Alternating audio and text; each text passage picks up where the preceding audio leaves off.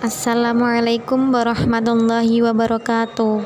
Yang terhormat dosen pengampu mata kuliah auditing, beliau Bapak Fatur Rahman, dan yang saya sayangi teman-teman semuanya. Pertama-tama marilah kita panjatkan puji syukur kehadirat Allah Subhanahu wa taala yang telah melimpahkan taufik hidayah serta inayahnya kepada kita semua sehingga kita dapat berkumpul secara virtual dalam keadaan sehat walafiat. Langsung saja kami akan menyampaikan hasil diskusi kami, yaitu audit terhadap siklus pengeluaran pengujian substansif terhadap saldo utang usaha, yang disusun oleh Susi Ambarwati, Winda Nurul Hasanah, Miftahun Nisa, Lulu Atul Waqfiroh, Nina Iswandani, Putri Widyaningsih, dan Dewi Atika. Deskripsi utang usaha. Utang usaha termasuk sebagai unsur utang lancar.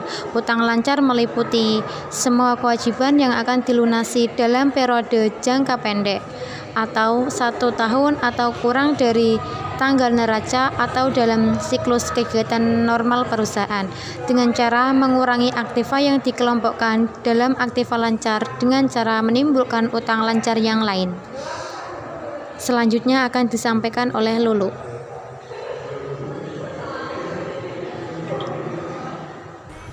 Terima kasih kepada moderator yang telah memberikan saya waktu. Materi selanjutnya yaitu utang lancar. Utang lancar digolongkan menjadi 6 kelompok.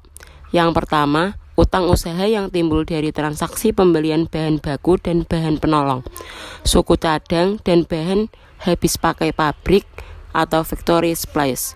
Yang kedua, utang jaminan masuk dari pelanggan. Yang ketiga, utang yang timbul dari berlalunya waktu atau accrued payable. Yang keempat, utang yang timbul kepada pihak ketiga karena perusahaan ditunjuk sebagai pemungut pajak atau iuran. PPN, PPh pasal 25, utang dana pensiun, dan utang asuransi karyawan. Untuk yang kelima, accrual yang timbul dari kegiatan usaha perusahaan. Yang terakhir, utang lain yang diperkirakan akan dilunasi dalam jangka waktu pendek seperti utang bank, utang jangka panjang yang segera jatuh tempo, utang pajak penghasilan, dan utang dividen. Untuk selanjutnya yaitu perbedaan karakteristik utang lancar dengan karakteristik aktiva lancar. Dalam menyajikan aktiva lancar, klien kecenderungan umum untuk menyajikan aktiva tersebut lebih tinggi dari jumlah yang senyatanya. Kecenderungan ini seringkali didorong oleh motif untuk memberikan gambaran modal kerja yang lebih baik, sehingga kelihatannya perusahaan memiliki likuiditas yang baik.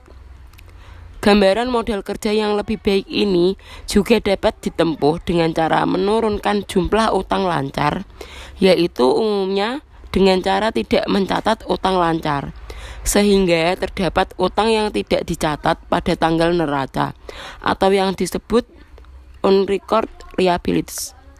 Terima kasih. Selanjutnya saya kembalikan ke moderator.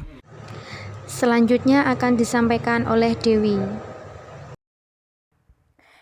Perbedaan pengujian substantif terhadap utang lancar dengan pengujian substantif terhadap aktiva lancar.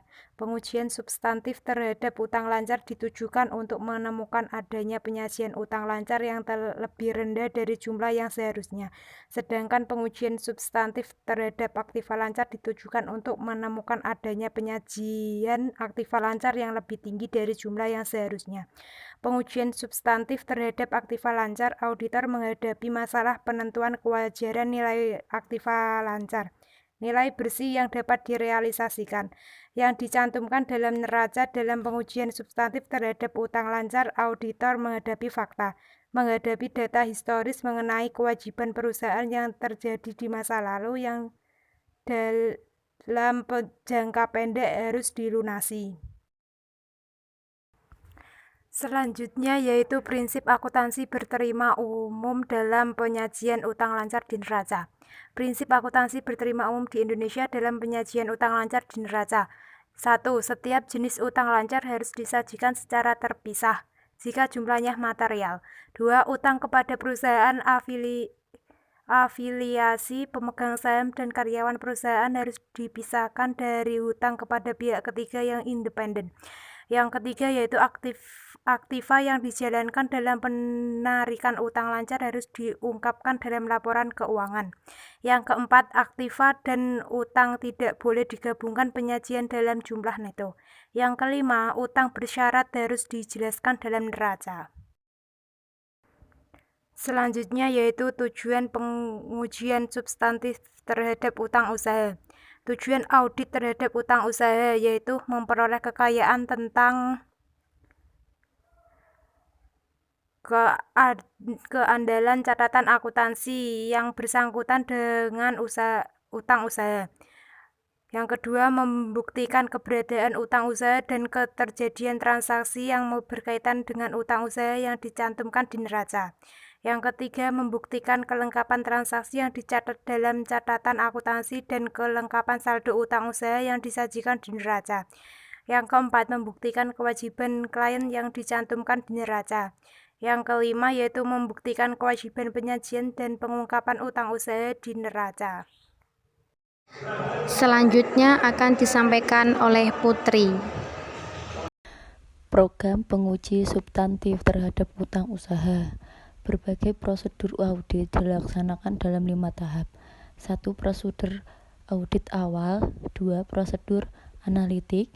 3. Pengujian terhadap transaksi rinci. 4. Pengujian terhadap saldo akun rinci. 5. Verifikasi terhadap penyajian dan pengungkapan. Prosedur audit awal. Dalam prosedur audit awal, auditor membuktikan keandalan catatan akuntansi utang usaha yang diselenggarakan oleh klien dengan cara mengusut saldo utang usaha yang dicantumkan di neraca ke dalam akun utang usaha yang diselenggarakan di dalam buku besar dengan membuktikan sumber pendebitan dan pengkreditan akun utang usaha di dalam buku besar ke dalam register bukti kas keluar dan jurnal penerimaan kas.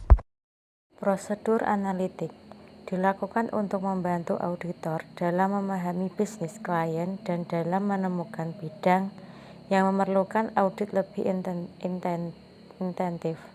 Dalam prosedur analitik, auditor menghitung berbagai rasio yaitu rasio tingkat perputaran utang usaha sama dengan pembelian sama dengan rata utang usaha. Rasio utang usaha dengan utang lancar sama dengan saldo utang usaha plus utang lancar. Rasio yang telah dihitung kemudian dibandingkan dengan harapan auditor, misalnya rasio tahun lalu, rata rasio industri atau rasio yang dianggarkan. Membandingkan ini membantu auditor untuk mengungkapkan 1. Peristiwa atau transaksi yang tidak biasa. 2. Perubahan akuntansi. 3. Perubahan usaha. 4. Fluktuasi acak. Yang terakhir salah saji. Selanjutnya akan disampaikan oleh Winda. Prosedur analitik dilakukan untuk membantu auditor dalam memahami bisnis klien dan dalam menemukan bidang yang memerlukan audit lebih intensif. Dalam prosedur analitik, auditor menghitung berbagai rasio yaitu rasio tingkat perputaran utang usaha sama dengan pembelian sama dengan rata utang usaha. Rasio utang usaha dengan utang lancar sama dengan saldo utang usaha plus utang lancar.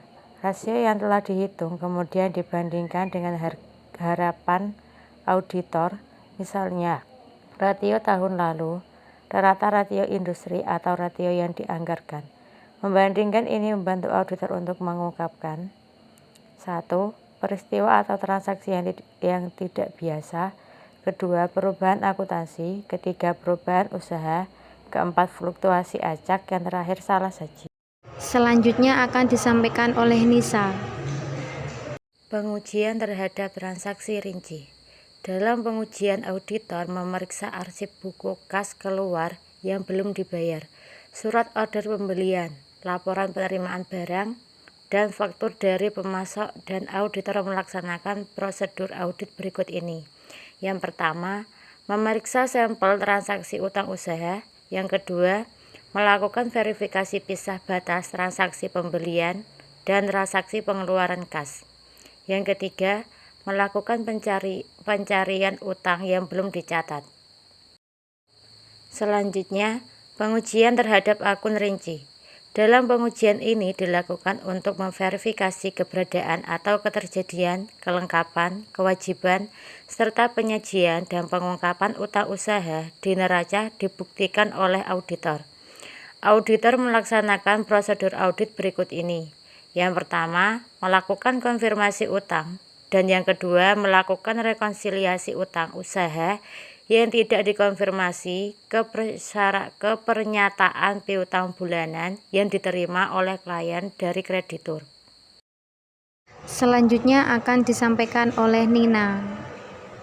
Verifikasi terhadap penyajian dan pengungkapan. Dalam penyajian, auditor membandingkan penyajian utang usaha di neraca dengan prinsip akuntansi berterima umum dengan cara 1. Memeriksa klasifikasi utang usaha di neraca, 2. Memeriksa pengungkapan yang bersangkutan dengan utang usaha, 3. Memeriksa pengungkapan yang bersangkutan dengan utang non-usaha, 4. Meminta informasi dari klien untuk menemukan komitmen yang belum diungkapkan utang bersyarat dan memeriksa pengungkapan yang bersangkutan dengan utang tersebut. Itulah pemaparan dari kami audit terhadap siklus pengeluaran pengujian substansif terhadap saldo utang. Kurang lebihnya kami mohon maaf. Wallahul muwaffiq ila aqwamit thoriq. Wassalamualaikum warahmatullahi wabarakatuh.